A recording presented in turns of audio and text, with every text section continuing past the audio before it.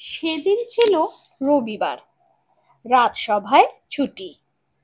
তাই গোপাল গেল তার গুরুদেবের বাড়ি, আম লিচু ও নিয়ে মিষ্টির হাঁড়ি। গিয়ে শুনলেন আজ একাদশী। দেখলেন গুরুদেব ব্যস্ত ষোড়শ উপাচারে ভোজন সারতে।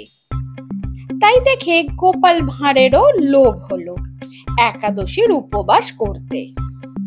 বাড়ি ফিরে বউকে বলল মনে করিয়ে দিতে, একাদশী কবে পড়বে, কোন দিন কোন তারিখে। সেই মতো বউ তার একাদশীর দিন মনে করালো আজ কোন বার, কি বিশেষ দিন।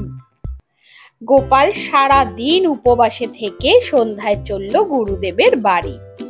মনের ইচ্ছা ষোড়শ উপাচারে ভোজন করা, সঙ্গে তার গুরুদেব রামেশ্বর ব্রহ্মচারী। গিয়ে দেখে গুরুদেব চুপচাপ বসে, যেন মৌনব্রত নিয়েছেন। তাই গোপালই বলল, গুরুদেব দিন তো প্রায় শেষ, চলুন কিছু মুখে দেবেন, কদলি দুধ বা মাখা সন্দেশ। চুপচাপ শোনার পর গুরুদেব বললেন গম্ভীর স্বরে, আজ ভীম একাদশী, যেখানে নিরুম্ভ উপবাস করে।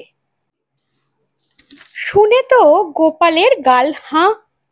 সাথে সাথে গুরুদেবকে প্রণাম করে বাড়ির পথে ধাঁ। ভালো লাগলে লাইক, শেয়ার আর সাবস্ক্রাইব করতে ভুলবেন না।